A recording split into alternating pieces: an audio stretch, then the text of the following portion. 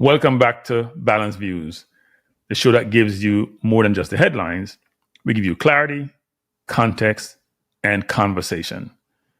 Today we're talking about Jamaica's rising sprint star, or I should have said, the star that continues to rise but hasn't risen yet in terms of Oblique Seville, who has been around for a while, looked great at last year's Olympics in the prelim round in the semis, faded in the finals, but who today just laid down one of the most dominating 100-meter performance of the year. A stunning 9.86 seconds at the London Diamond League 2025. He didn't just win, he's in a clear message to the sprinting world.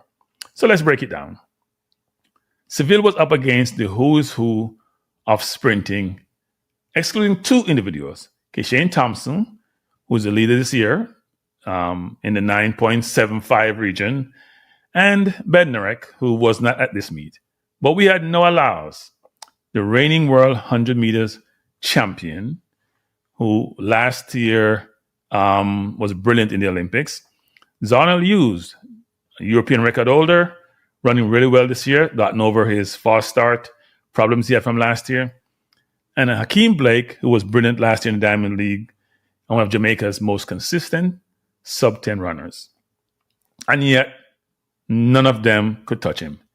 He obliterated the field as shown in this video.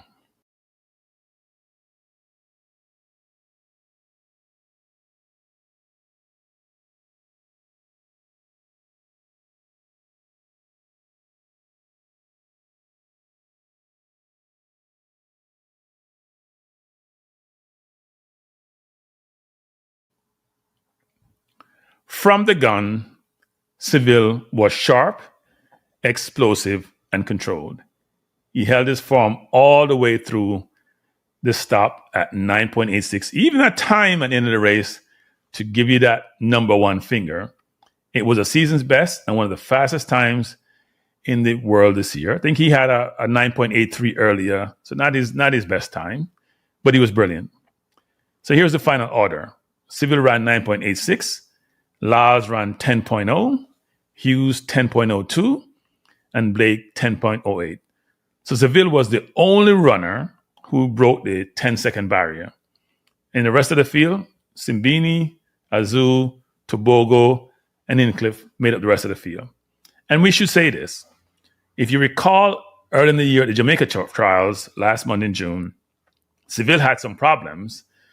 Some people were saying it's a mental problem. Others were saying he had some cramp earlier in the semifinal and he was concerned about injuring himself. Regardless, he ran brilliant that race. Obviously, Keshane won and won easily.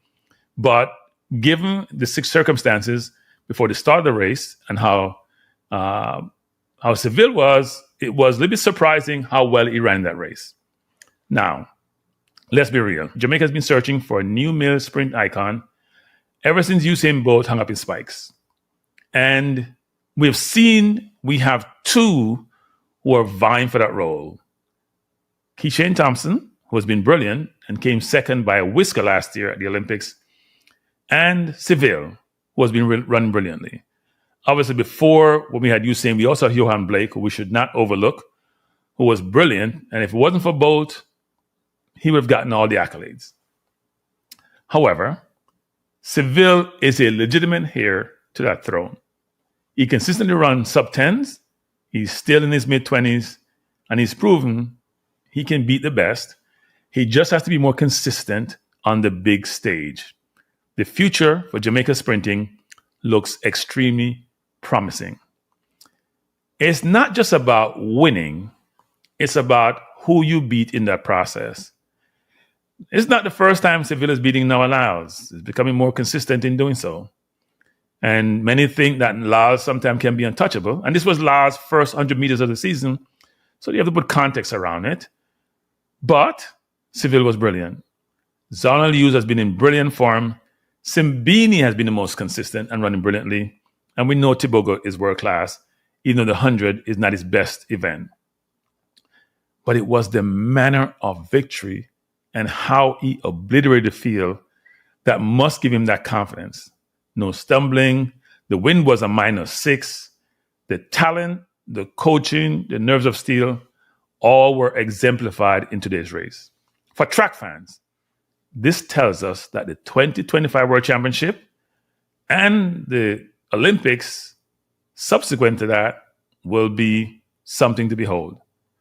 Jamaica going forward is not going to be just the champion, this women's sprint nation champion. The men are back. It appears they're back. They just have to perform on the highest stage. Now, I will say this is, we need Seville and Thompson to run more frequently. I don't think they have put themselves in a situation to face this level of competition on a consistent basis. And it shows in their races, whether in terms of inexperience, how they run the rounds. They need to be put under the microscope and to run difficult races so they can be well prepared when they get into these environments. This win also forces us to look at the state of Jamaican athletics. Are we developing the right way still? Are young athletes getting the resources? And can we compete with those from the more industrialized countries? We see the field events. We're having some challenges with some of our athletes who have been bought off and have defected, and call it defection, to Turkey because the resources are not there. But those in sprinting do have more lucrative advantages. And if they're doing well, we'll get those opportunities. Seville is proof that the pipeline is still working. And if we are patient, those pipeline will come through. And we've seen some of them like Levine who are coming through. Look, this momentum needs nurturing. We've seen it with Thompson last year. We're seeing it with Seville. He's been there before. He was at the World Championship before in Eugene, Oregon. He was at the Olympics. He's now here. Is this his time? His victory does say something today.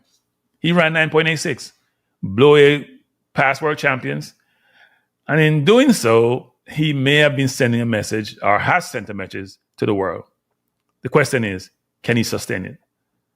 Will he be able to get rid of that label, which has been one that's been associated with Asafa Powell for a while, which is, can he win the big race? Can he win the big race? Will he be able to compete at the large big events, such as the World Championship, with Kishane, with Noah, with Benderek, with Tobago? How will he do?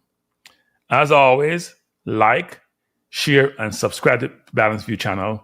We're trying to raise the profile of the channel. We're trying to increase subscription. We're trying to increase viewership. So please, before you go, hit the like button, hit the subscribe button, and please share the channel.